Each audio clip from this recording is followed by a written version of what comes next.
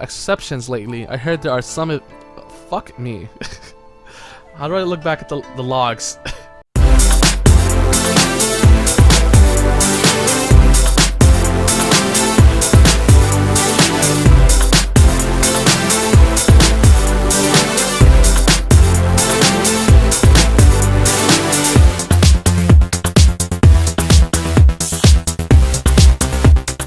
Well, hey guys, welcome back to Go Nippon. I'm glad to be back.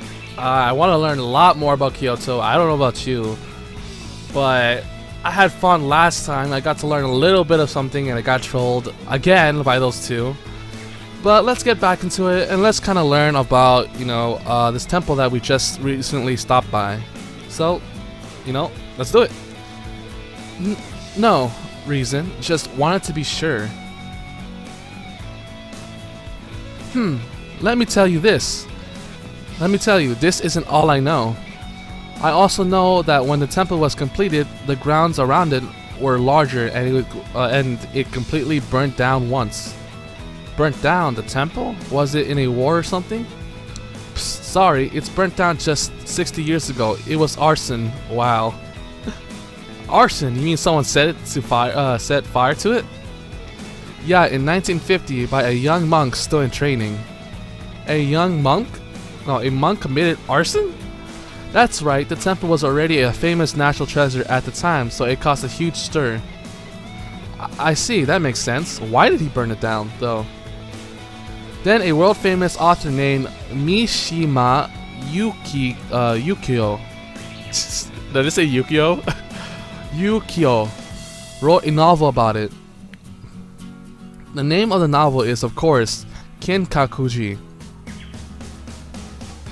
Wow, Akira, you really know a lot about the Kinkakuji. I just said Kinkakuji. Oh my god. I told you I knew a lot about it. So, have you read the novel? No. Oh dear. Me and Shiyama Kukyo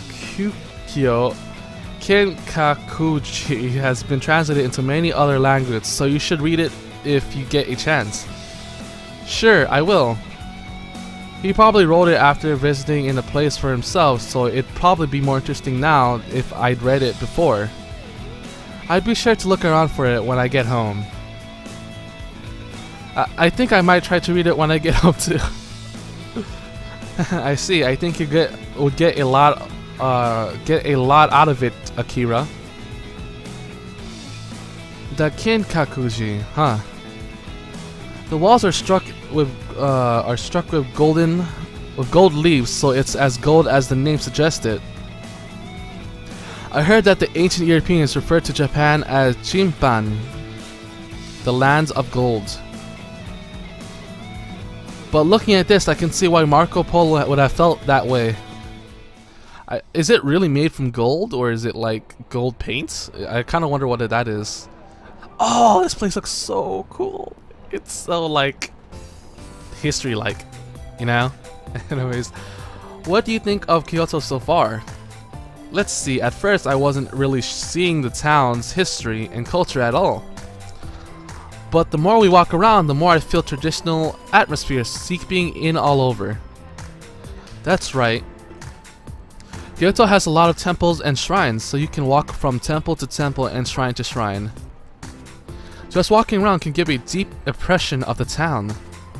Yeah, that's really true. But how do I say this? It's more than that. There's, even among the smallest shops in town, so many of them sell traditional craft goods. So that also gives me the impression of a town that values its history. That's true. While Kyoto continues to expand, the city as a whole does protect its traditions. I think that's what makes it amazing. Preserving its history while taking in the new, eh? But now that I think about it, I think Tokyo has similar sort of atmosphere. With Kyoto, it just feels a whole lot sharper. When I think about it that way, Kyoto really is like representing of Japan itself. Ah, that's it. There's one thing that surprised me in coming to Kyoto. Surprised you? What is it? You know, the language. Language? Ah, I see. Because it's not like Tokyo Japanese. That's right. It's a dialect, right? The accent and the words people use here, it's nothing like the Japanese I know. That's true. People in Kyoto and nearby Osaka and Kobe speak what's called Kansai Ben. Kansai Ben? Or Kasai Ben? Yes, specifically, Kobe and Osaka and Kyoto all have their own dialects, but the general term for it is Kansai Ben. I didn't say B, I said Ben. Anyways, Kansai Ben, I see. It's hard for even native Japanese to imitate the Kaisei Ben. It's a unique way of speaking. I see, but how should I say it feels like it has a nuisance that I don't hear in Japanese of Tokyo. That's true. It's fast-paced and kind of funny.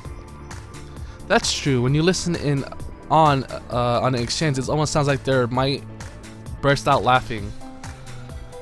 You remember when I said before that Kyoto was the capital of Japan long ago? Well, that was going on. The city of Osaka was developing next door. Osaka developed as a merchant city. They based their lives around merchant culture. So I think their language develops around the interaction between a shop owner and a customer. Oh, so it's like fast paced, you know, like when you're like like when you try to haggle, you always have to talk fast, you know, so they get confused. I think that's what it is, what you're trying to point out. Not completely sure. Don't quote me on that. Don't say like Primary said this, so fuck you. No. I'm just basing it off this. Okay. Make the customer feel comfortable is so important in the business world. You mean they make them laugh so they relax and feel? I was completely fucking wrong. That was just fast paced. I was fucking wrong. Okay. You mean they make them laugh so they relax and feel more like buying things? It's just my own speculation, but I wonder if it might not be true. The real Kansai has been done a lot to develop comedians and comedy cultures, so you might hear Kansai Ben on TV too. Yeah, I have actually watched a couple of Japanese comedies, like with real people. It's some weird crap. I'm sorry to say, Japan, you have some weird stuff. Not that I don't like it, it's just like very odd. Especially a lot of your game shows. But then again, it's like you watch in America, and I don't know if it's like overly. What's the word? Like, I don't want to say like it's like I don't know if it's overly done for us Americans to laugh, but it's pretty crazy. Now that I think about it, it sounds really cute when girls speak it too. Huh? We don't speak Kanben. Does that mean you don't think we're cute? That's not it. That's not what I was trying to say at all. So you're saying you wish we both spoke Kansai Ben? That's right. I mean, that's exactly the same compliment. Even without speaking Kaiben, Kansai Ben, I think we would make a good community team, don't you? Anyways, let's go one last place today. It's very close to where we are now. What kind of temple is it this time? Oh my, we're not going to a temple. Really? Then where are we going? Then where are we?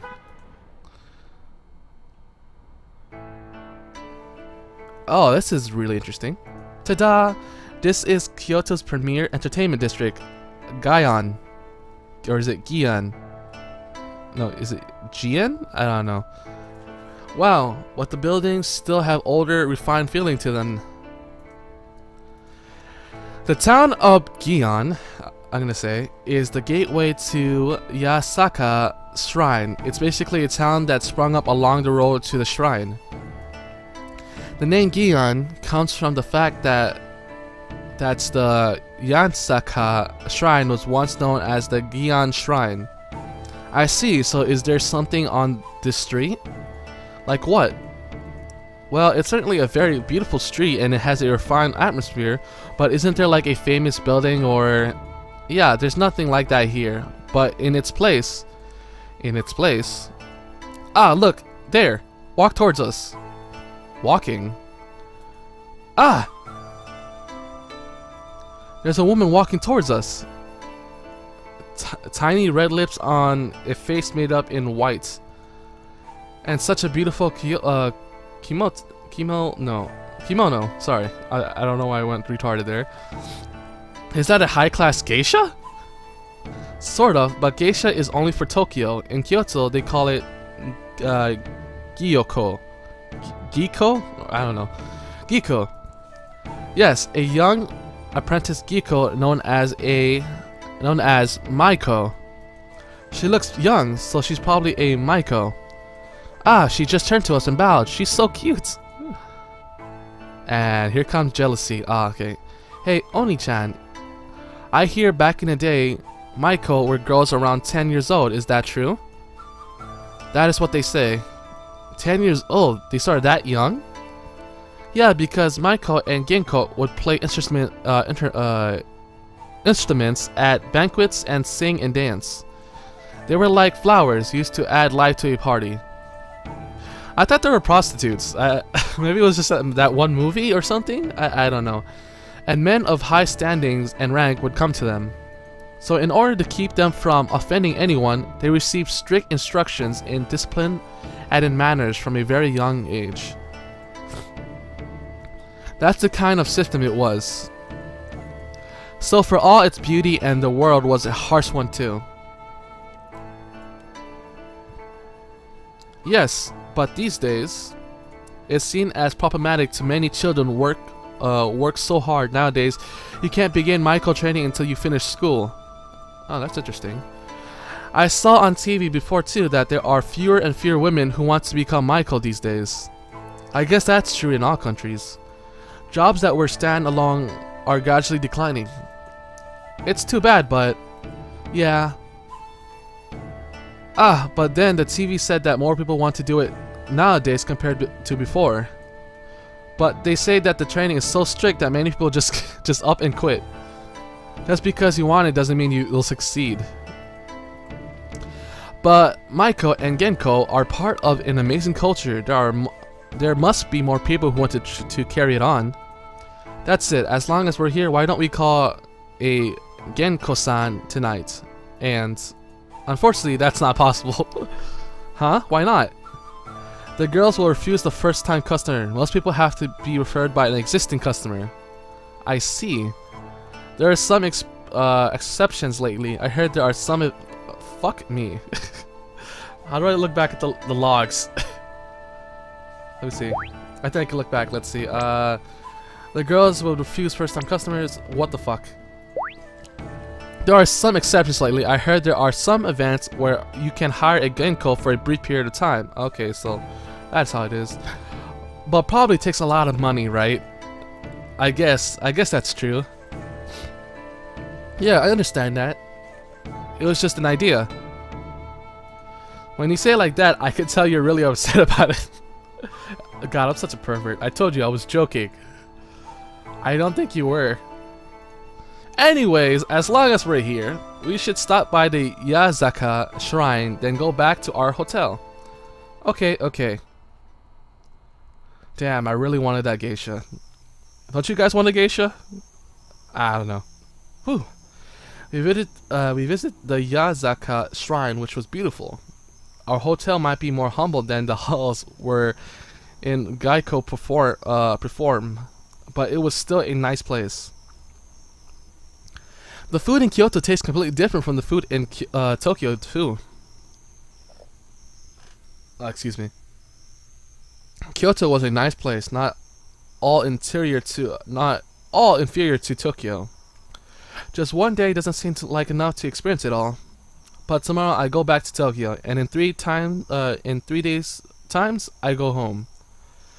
I've got to make the most of Japan in that time I got left. Let's see.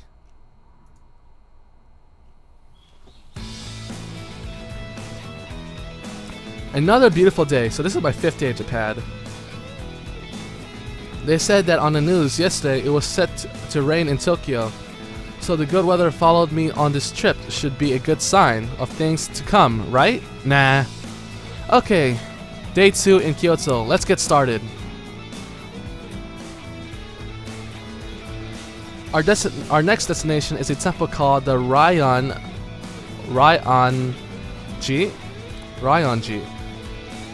The Ryon-ji is a magnificent temple, of course, but it has a number of other charms to the people who visit it. Well, guys, this is all the time I have now. Sorry, you know, I know you want to continue. I know you want me to continue, but I can't. This is all the time I have. So like, subscribe, and have a beautiful freaking day, targets. Goodbye.